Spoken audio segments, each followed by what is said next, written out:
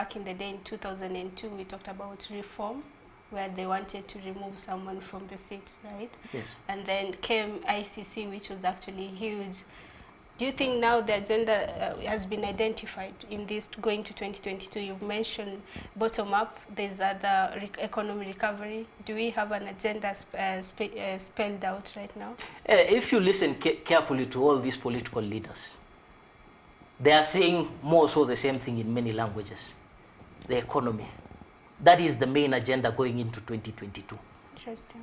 I can tell you for free that any individual that does not discuss the economy, that does not discuss how we are going to reduce the debt that is out of control, that is not going to discuss issues of job creation, they won't manage to reach the audience, to reach the voters on the ground. And the main agenda going into 2022 is the economy, considering also the ravages of COVID-19 pandemic. The economy. That's it. The economy is the agenda, yes. Right? So with the best bottom up, or the I spoke to someone who said that when you're talking about giving 6,500 to the youth, they kind of look at it as a handout, and of course the other one is called wheelbarrow. So you think these two are the agendas that we are pushing forward? Yes. At the end of the day, I'm aware of the 6,500 that has been proposed, and it was proposed by a certain faction of the political. Certain faction of the political elite in the country, that they would hand out 6,500 to the youth in order to endear them to vote for them. But at the end of the day, considering that the elderly are supposed to be paid basically approximately 2,500 on a monthly basis, and it's still difficult for the government to deliver that. When you are telling that you are going to pay 75% of the population 6,500, and you have a debt that is close to 8 trillion. I can simply stay here without any fear of contradiction that these political leaders, what they are proposing, and I'm not scared to say it, is akin to making a pyramid scheme a national policy. It can't work. I hear you. 6,500 shillings can't work. Take it from me. Kechem, I still want to speak a little bit about the youths and leadership, right? 2017 was seen as a year where quite a number of young people were elected in electoral seats, and they're sitting in parliament right now, right? But there's a conversation among some people in the country that it seems the executive imeteka nyara parliament, and the main reason why we elect these people to go to the parliament is to represent, legislate and oversight, right? Do you think this is the thing, this is happening? And of course I want to also bring the issue of you as an advocate. We've seen how the executive has had a voice in how the judiciary is being run as well. What's your take on these 2 points? Yes, I do recognize that one of the proposals in the BBI was an ombudsman who was going to be appointed by the president to oversee, or basically to ensure that the judiciary makes decisions that are favorable, because that was the end consequence of it. But at the end of the day, the Constitution proposes and indicates that there must be separation of powers. This means that the 3 arms of government, which is the executive, judiciary and legislature, must be separate in a way that each one of them checks the other. And that particular checks and balances was witnessed during the High Court decision in regards to the BBI in the Court of Appeal. That's a checks and balance. But what has failed, coincidentally, of course, there can't be absolute separation. But what has failed is the legislature. At the end of the day, most of them are failing in delivering their mandate because the debt is out of the roof, and they allowed this entire process of ensuring that the BBI goes through making financial allocation, which ran to close to 20 billion. 20 billion shillings was basically spent on BBI, which was eventually nullified. That's a lot of money that could have gone into ensuring that projects such as the Big Four agenda, agriculture, manufacturing, food security, which is basically agriculture, affordable housing, and the other one would have been financed. I hear you. 2017, 2022 has been seen as a year where, leave alone the pandemic, right, COVID-19, there was a lot of campaign from the word go. Like, we elected leaders in 2017 and we started campaign all through. As an electorate person, and of course someone living in Kenya with the economy issues that we're seeing right now, we've seen a lot of strikes in health and education, right?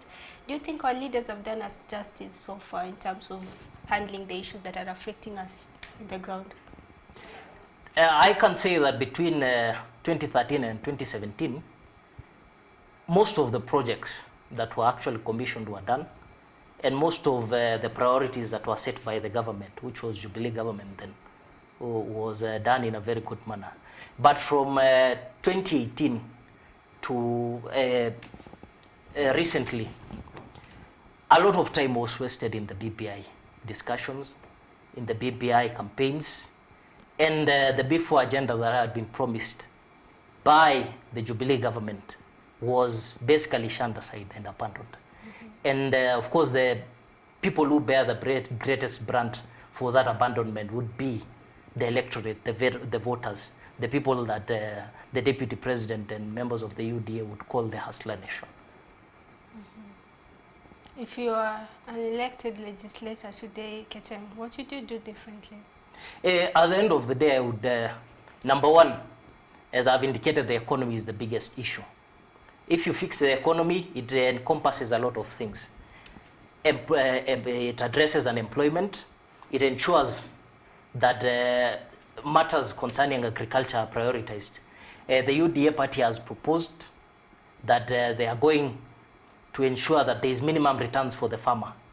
So I would be among the legislators who would be supporting that particular bill that proposes the minimum returns, that ensures that the proposals of 100 billion within the first 100 days by the government that would be elected for purposes of stimulating the economy would be in place, and it can be done, and ensuring that at least 50 billion, as has been proposed on several occasions by the party leader of UDA, would go towards providing soft loans to the youth of the country to cushion them and ensure that their businesses get loans at interest that are affordable.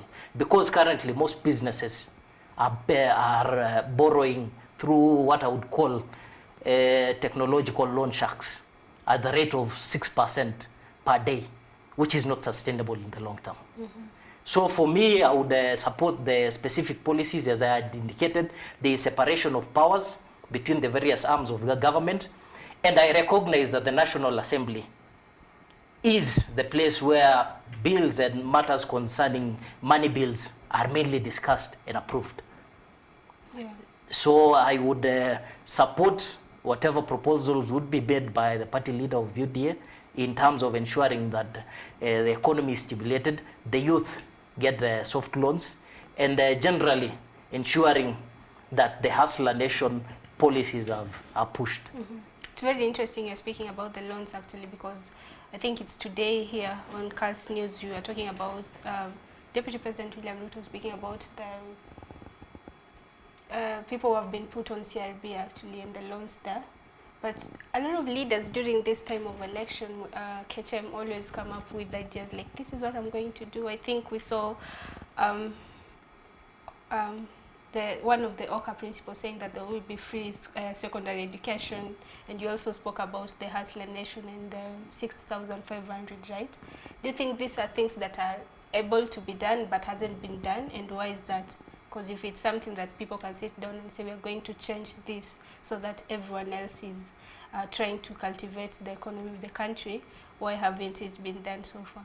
It's all about having the right leadership at the right place at the right time, ensuring that the policies that are being pushed are actually addressing those particular issues, and ensuring that the money allocation, because at the end of the day, there's a lot of money that is being collected within the Republic of Kenya. A lot of it is wasted in corruption. So we plug and ensure that those people who participate in corruption are prosecuted, not persecuted. They are prosecuted, and we ensure that we seal the loopholes. There would be sufficient finances to finance these particular projects. The money is there. What is simply lacking is the leadership and the policy framework to ensure that the same is rolled out. I've been following you closely, Wakili Kijana, especially the things you're doing in Baringo North. Is this something that is making you decide that I'm not going to sit back, I'm going to take an initiative of ensuring that I'm getting this Yes. Personally, I'm very passionate about matters public policy, governance, especially in terms of directing that public policy and governance towards serving the interest of the youth. As you've indicated, 75% of the Kenyan population is made up of young people. And if the policies that are adopted do not serve the interest of that 75%, then there is a big issue. It's simply a problem that would be postponed into the future. And for me, I believe that for us to solve this particular issue, we must put in place policies. We must have the leaders that have the vision, the leaders that have the qualifications to ensure that this particular segment of the society, which is disadvantaged, 75% of the youth, get job creation, get enabling business environment. So personally, I am thinking, and I have considered, I have spoken to several individuals, including my family members, in ensuring that I actually participate in ensuring that this, what I would call peaceful revolution or change, comes about. Are there challenges for young people who are seeking to run for these seats? And this brings me to another question. Actually, I was having a conversation with someone where we were talking about, like I mentioned, we had quite a number of young people elected in 2017, right? But sisi youths, do we have a voice really? Ama bado tunaambiwa kaa chini, mnapangiwa instead ya nyinyi kupanga with the 75% number you have? I think the age ya kupangwa imepita. Most youth, everyone that you across the country, these political positions across the country, across the board, across political parties, irrespective of where you look, you will find very young people going for these positions. So they are no longer willing to sit back and allow other individuals to take the reins and direct them. And I would indicate that the biggest challenge that the youth face, which is considered a disadvantaged group, given that government in the past has ensured that at least 30% of all procurement opportunities go to the youth, women, and persons with disabilities. And I can say, in terms of this particular group, youth, women, and persons with disabilities, their biggest challenge is always finances. That is their biggest challenge. But in terms of the ideas, they are there. In terms of the qualifications, they are there. In terms of the will and the vision, they are there. But their biggest challenge is the financial aspect of the political running a campaign. Yes, yeah. Time is running out, Kechem.